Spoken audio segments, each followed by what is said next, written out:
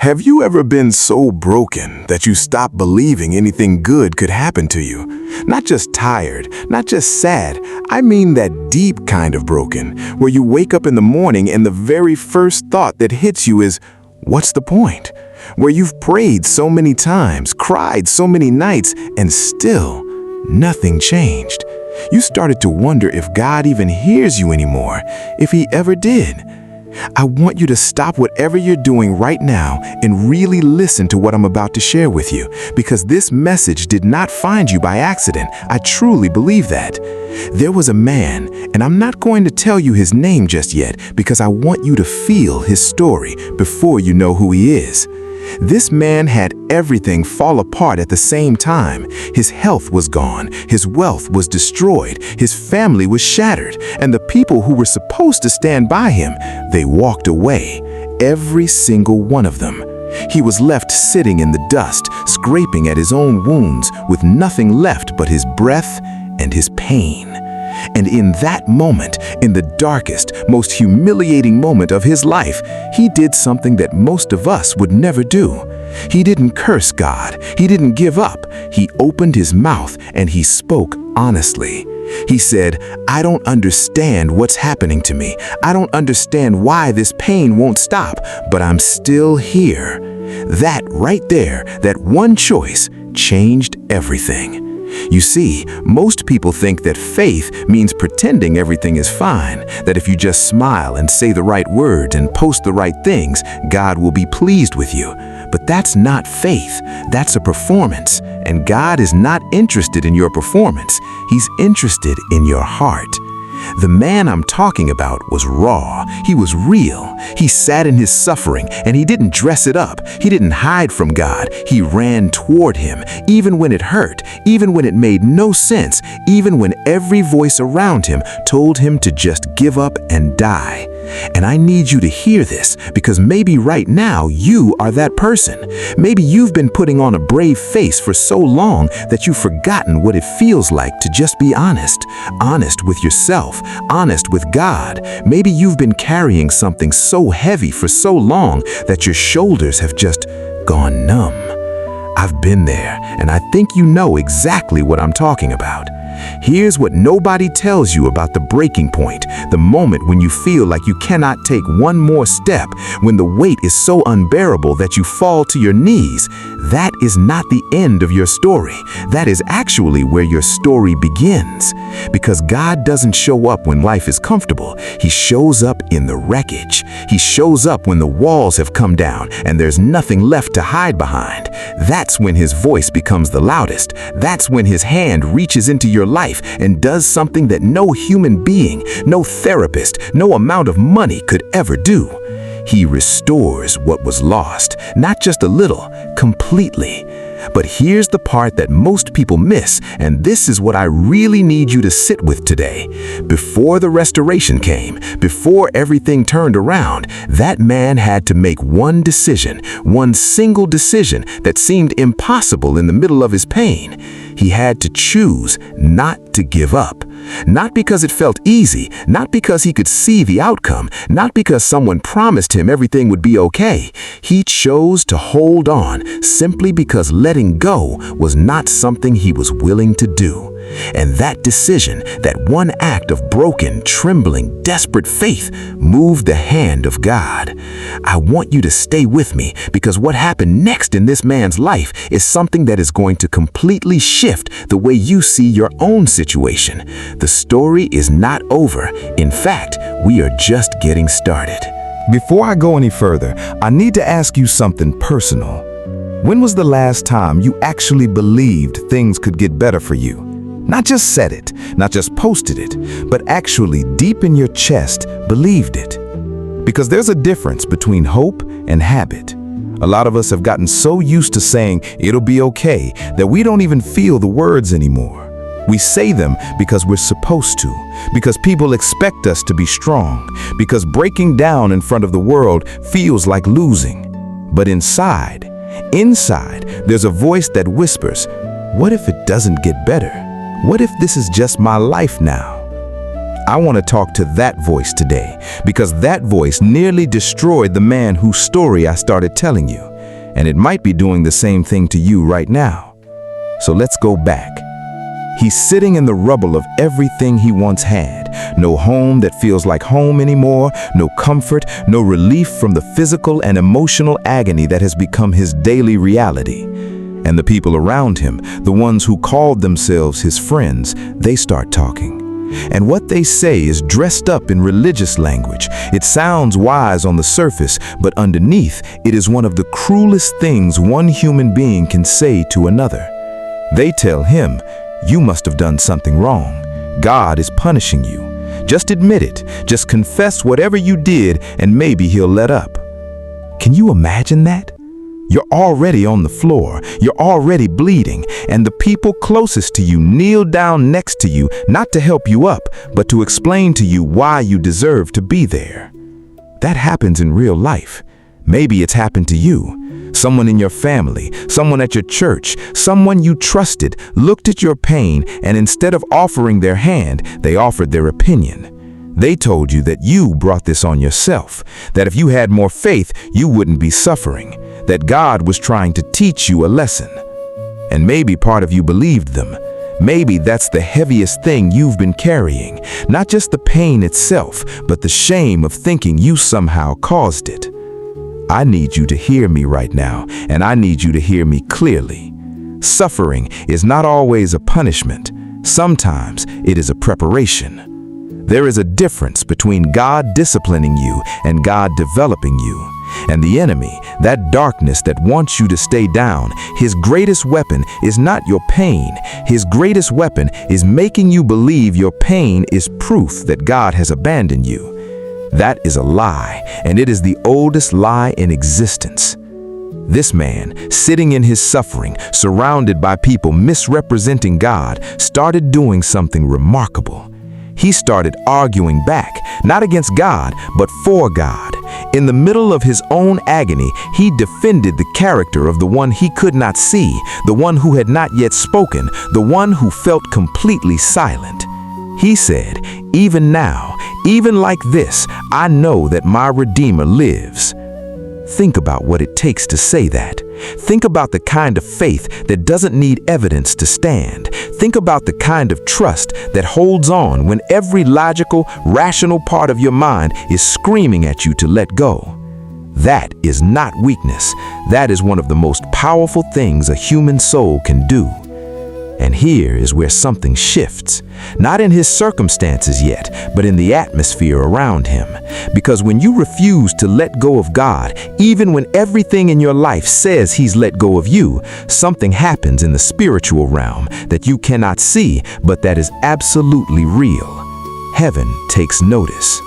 I know that might sound strange. I know it might sound too simple, but this is what I've seen, and this is what the story shows us, that there is a moment in every person's breaking where they become the most powerful they have ever been, not because they have strength, but because they have nothing left but God. And God has never once walked away from a person who refused to walk away from him. But here's what I need you to understand, because this is the part that changes everything. The restoration that was coming for this man was not just going to fix what was broken, it was going to multiply it. It was going to exceed anything he had experienced before the suffering ever began.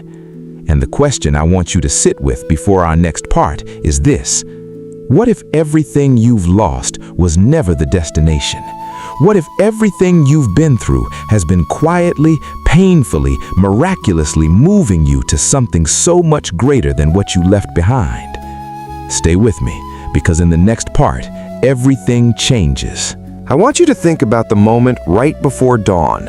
It is the darkest part of the night, not early evening when there's still a little light on the horizon. I mean that deep, heavy darkness that comes just before the sun begins to rise. Most people are asleep during that hour. They don't see it. But anyone who has ever been awake in that darkness knows it is the coldest, the quietest, and the loneliest part of the entire night. And yet, without fail, the sun rises. Not because the darkness gave up, not because the night decided to be kind, but because light always wins. It has never once failed to show up. Not a single morning in the history of this world has the sun decided not to rise. I need you to hold on to that image, because what I'm about to share with you is the turning point in this man's story, and I think it might be the turning point in yours too. Up until now, everything around him had been noise, his friends talking at him, his own mind wrestling with questions that had no easy answers, his body in pain, his heart exhausted. But through it all, God had been silent, and that silence, that long, agonizing silence, was perhaps the hardest part of everything he endured. Because when you're suffering, the pain is difficult, but the silence of heaven can feel unbearable. You pray and nothing happens. You cry out and the ceiling just stares back at you. You open your Bible looking for something to hold on to, and the words feel flat, distant, like they were written for someone else's life. You start to wonder, is anyone actually listening? Does any of this actually matter? And then, after everything, God speaks. Not in the way this man expected, not with a gentle, comforting whisper. God shows up in a whirlwind. He shows up with power and presence so overwhelming that everything else goes completely quiet. And the first thing God says is not an explanation. It is not an apology. It is not a list of reasons for why all of this happened. God simply says, "Where were you when I laid the foundations of the earth?" Now, the first time I read that, I'll be honest with you, it confused me. It almost sounded harsh, like God was shutting him down, like he was saying, "You don't get to question me." But the more I sat with it, the more I understood what was actually happening in that moment. God was not humiliating him. God was expanding him, because here is the truth that none of us want to sit with. We spend so much of our lives trying to understand God through the narrow window of our own pain. We look at our broken situation and we try to calculate God's goodness from that single frame. We say, if God were really good, this wouldn't have happened. If God really loved me, I wouldn't be here. If this were really part of a plan, I would be able to see it. But what if the plan is so much bigger than the frame you're looking through? What if the reason you cannot see the purpose is not because there is no purpose, but because the purpose is larger than your current vision can hold? When God showed up in that whirlwind, he wasn't saying, "Stop asking questions." He was saying, "Lift your eyes. Look at what I have made. Look at the oceans. Look at the stars. Look at the complexity of a single morning. Do you think the God who designed all of that has forgotten about you?" And something cracked open inside this man in that moment. Not broke, cracked open, like a seed that has been buried in dark soil for so long that you start to wonder if anything is growing. And then, one morning, against all odds, something green pushes through the ground. He stopped defending himself. He stopped trying to explain his suffering or make sense of it on his own terms. He simply said, "I have heard of you before, but now my eyes have seen you." That one sentence contains everything. Before the suffering, he knew about God. He followed the rules, he made the sacrifices, he did everything right. But his relationship with God was built on knowledge, not encounter. And sometimes, not always, but sometimes, God allows a season of deep suffering not to punish you, but to move you from knowing Him to actually knowing Him. There is a difference between having information about someone and having a real relationship with them. And God, in His love, sometimes strips away everything comfortable, everything familiar, everything you were using as a substitute for real intimacy with Him, just so that you can finally encounter Him face to face. That encounter changed everything for this man, not immediately in his circumstances, but in his soul. And when your soul shifts, your circumstances eventually follow. But there is one more thing that happened before the restoration came. One thing that this man had to do that was perhaps the hardest thing in the entire story. Harder than the suffering, harder than the silence, harder than losing everything. And I'm going to tell you exactly what that was in our final part. Because if you can understand this one thing, if you can truly grasp what it cost him and why it mattered, it will change the way you approach every difficult relationship, every wound, every person who has ever hurt you. Do not go anywhere. The ending of this story is not what most people expect, and it is going to stay with you for a very long time. We have walked a long road together in this story. We started in the rubble, we sat in the silence, we felt the weight of unanswered prayers and the sting of people who spoke cruelty dressed up as wisdom. We watched this man hold on when everything in him wanted to let go. We heard God speak from the whirlwind. We witnessed a soul crack open and encounter something real for the very first time. And now we have arrived at the moment everyone has been waiting for, the restoration, the breakthrough, the morning after the longest night. But before it came, before a single thing in his life was restored, God asked him to do something. And when I tell you what it was, I want you to really let it land, because this is the part of the story that most people skip over. This is the part that gets left out of the highlight reel. This is the part that is quietly, powerfully the most important moment in the entire journey. God told him to pray for his friends, the same friends who sat beside him in his worst moments and told him he deserved it, the same people who looked at his wounds and said he must have caused them, the same voices that added shame to his suffering, that took everything he was already carrying and made it heavier. God said, "Before I restore you, I want you to pray for them." I need you to sit with that for a moment, because forgiveness is one of those words we throw around so easily until we actually have to do it, until the person who hurt us is standing right there, until the wounds are still fresh, until nothing has been resolved, nothing has been apologized for, nothing has been made right. And in that raw, unresolved place, God asks you to open your hands and release them. Not because they deserve it, not because what they did was wrong, not because forgiveness means pretending the hurt didn't happen, but because the chains of bitterness never actually hold the person who wronged you, they only hold you. This man could have said no. He could have looked at his friends, thought about every careless word they had spoken over his life, and decided that they needed to suffer a little longer before he was willing to lift his voice on their behalf. And honestly, nobody would have blamed him. What they did was wrong. They were wrong about him and about God, and they caused real damage with their words. But he prayed for them anyway. And the moment he did, the very moment he chose to release the people who had wounded him, the Bible says that God restored his fortunes. Not slowly, not partially, completely. Everything he had lost came back. His health returned. His wealth was rebuilt. New children were born. New relationships came. New life grew up from the same ground where everything had died. And the end of his story held more than the beginning ever did. I want you to think about what you are holding on to right now.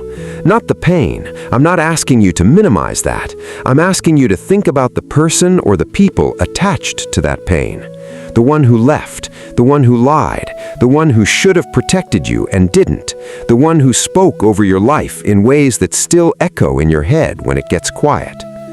What would it mean to pray for them?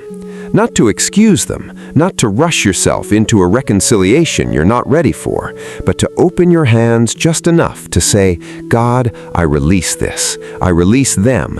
I release my right to hold this over them, because I trust that you are the one who makes things right, not me. That is not weakness. That is the most courageous spiritual act a human being can perform. And here is what I want you to understand about this entire story, because we have been in it together from the very beginning, and I don't want you to walk away from it without carrying the thing that matters most. This man's name was Job, and his story has survived thousands of years because it is not just his story, it is the story of every person who has ever looked up at heaven through their tears and wondered if anyone was listening. It is the story of every person who has held on when letting go would have been easier. It is the story of every soul that has been cracked open by suffering and discovered somewhere in the breaking that God was closer than they ever realized. His story is your story. And if you are in the middle of your own Job season right now, if you are in the silence, in the rubble, surrounded by voices that are telling you that you deserve where you are, I want you to hear this with everything inside you. You are not forgotten. You are not abandoned. You are not being punished into oblivion. You are being prepared for something that your current eyes cannot yet see. The suffering is real, the pain is real, but so is the God who sits outside of time and already knows how your story ends.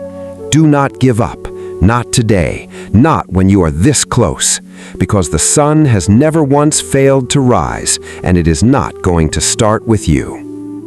This has been God Message Global. If this story reached something inside you today, share it with someone who needs to hear it. You never know whose darkest hour you might be speaking into. God bless you, and we'll see you in the next one.